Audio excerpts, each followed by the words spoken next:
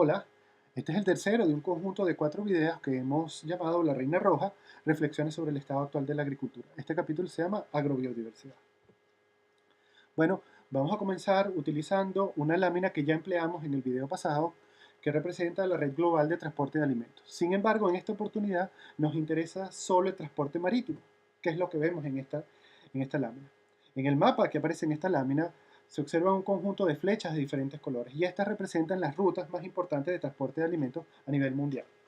Bueno, el transporte de alimentos a nivel mundial se fundamenta en el uso de grandes barcos como el que aparece en esta lámina. Bueno, estos barcos al zarpar se llenan de agua. Esta agua se conoce como agua de lastre y su objetivo es darle estabilidad a estos barcos. Cuando llegan a sus puertos de destino, los barcos liberan el agua. Aquí lo importante es que en esta agua viajan un conjunto de organismos. Este conjunto de organismos han sido atrapados en un ecosistema y son liberados en otro que puede ser potencialmente muy diferente a su ecosistema de origen. Bueno, y el problema aquí es que algunos de estos organismos se pueden transformar en especies invasoras. ¿Qué es una especie invasora? Una especie invasora es una especie que se encuentra en un ecosistema en el cual no se originó y que en este puede experimentar un crecimiento exponencial. En este mapa también observamos un conjunto de círculos de diferentes diámetros. Estas son las áreas del planeta en las cuales ocurren mayores problemas por especies invasoras. ¿Cuál es la importancia de las especies invasoras? Bueno, la importancia de las especies invasoras es que son la segunda causa a nivel mundial de extinción de biodiversidad. La primera causa es la pérdida de hábitat. ¿Y por qué ocurre la pérdida de hábitat? Esto ocurre fundamentalmente por la expansión de la frontera agrícola. Esto es la deforestación de ecosistemas silvestres para transformarlos en agroecosistemas. De esta manera nos damos cuenta que la agricultura está relacionada con las dos causas más importantes de pérdida de biodiversidad. Ahora, desde todo punto de vista, la pérdida de biodiversidad es uno de los problemas grandes que enfrenta la humanidad en los actuales momentos. Sin embargo, hay una parte de la biodiversidad de la cual poco se habla, y esta es la agrobiodiversidad. La agrobiodiversidad es una parte de la biodiversidad de la cual depende la humanidad para su alimentación y para vestirse. Esta es el fruto de la coevolución de los seres humanos con ciertas especies, que esto ha sido un proceso histórico de domesticación que se ha fundamentado en la selección artificial. Utilizando este tipo de selección, por ejemplo, los seres humanos hemos logrado transformar en plantas como el teosinte, que tienen inflorescencias como la que se resalta en la imagen en el lado izquierdo en la circunferencia, en plantas como el maíz, que tienen inflorescencias como lo que hoy en día conocemos como la mazorca. Bueno, esta parte de la biodiversidad se encuentra en un grave riesgo. Y el riesgo fundamental que enfrenta la agrobiodiversidad es la erosión genética, es decir, el proceso de pérdida de variedades y razas de animales y plantas domesticados. Bueno, esto se debe fundamentalmente a la uniformización de razas y variedades que se utilizan, que hoy en día existe en el mundo, y esto es una consecuencia de la revolución verde, como vamos a ver en el siguiente video de esta serie. Sin embargo, ahora lo que nos interesa es mostrar cómo sucede la erosión genética con un ejemplo. Para esto vamos a utilizar la raza de ganado bovino Holstein, que es la que aparece en esta lámina. Esta es una raza que se originó en Holanda, pero que actualmente es la raza más utilizada a nivel planetario para la producción de leche. De hecho, el 90% de las granjas en los países industrializados utiliza esta raza.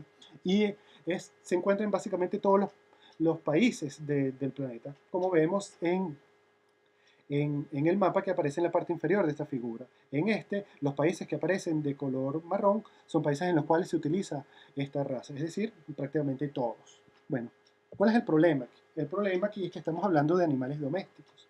Y esto involucra que muchos de ellos dependen para su reproducción en gran medida del ser humano.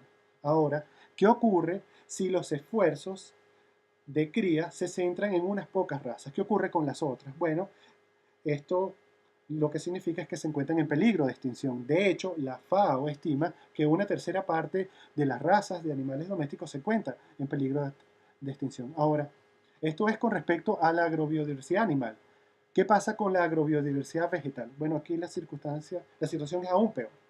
Bueno, la FAO estima que a lo largo de nuestra historia, las nosotros, los humanos, hemos utilizado unas 10.000 especies de plantas para alimentar. Sin embargo, actualmente solamente 150 se encuentran cultivadas en extensiones de terreno lo suficientemente grandes como para que no se encuentren amenazadas. Pero en realidad, solamente 2 especies cubren el 80% de nuestras necesidades de alimento. Y solo 4, que son el arroz, el trigo, el maíz y las papas, satisfacen la mitad de nuestras necesidades energéticas. Ahora, ¿qué pasa con el resto? Bueno, si no se han extinguido, se encuentran en peligro. De hecho, la FAO estima que en el siglo pasado el 75% de las variedades cultivadas se extinguió. Veamos algunos ejemplos. En esto vemos especies que todos conocemos. Y lo que vemos es cómo disminuyó la diversidad de estas especies en solo 80 años. Para 1903, por ejemplo, de melón, se comercializaban habitualmente 338 variedades. 80 años después, solamente se comercializaban abundantemente 27. Y estos son más o menos las mismas cifras para todas las especies que vemos en esta figura. Ahora, ¿cuál es el problema con esto? Bueno, el problema es que esto nos pone en una situación muy vulnerable, como vamos a intentar mostrar con el siguiente ejemplo. Bueno, este ejemplo tiene que ver con la producción de bananas a nivel global. Esta se fundamenta en el uso de una sola variedad, que se conoce como Cavendish. Bueno, esta variedad es susceptible a una cepa del hongo Fusarium obscurum que se llama TR4. Bueno, esta es una cepa que destruye el sistema vascular de estas plantas y las termina matando. Bueno, la situación es la siguiente. Como actualmente la producción de bananos a nivel planetario se fundamenta en esta variedad, y al ser esta variedad susceptible a este hongo, además, al ser triploide, lo que involucra que ésta se multiplica de forma sexual y que en las plantaciones lo que encontramos son fundamentalmente clones, es decir, plantas que tienen el mismo genotipo y por lo tanto la misma susceptibilidad a esta cepa del hongo. Bueno, este hongo es capaz de arrasar con estas plantaciones. De hecho, este hongo, que es resistente a los fungicidas que se utilizan, ha puesto en riesgo el 80% de la producción mundial de banano. Bueno, la situación es tal como la que se presenta en el mapa que aparece en esta figura. En este mapa vemos un conjunto de figuras pequeñas de color rojo. Estas representan zonas del planeta en la cual se encuentra esta cepa del hongo o en las cuales esta pudiera llegar. Pero además, en este mapa aparecen unas figuras de color verde. Estas representan una cepa anterior. Y es que, en el caso de las bananas, en los años 50, se experimentó una situación similar a la que observamos actualmente. Para aquel entonces, la producción a nivel mundial se fundamentaba en una sola variedad, pero en este caso era la Gros Michel.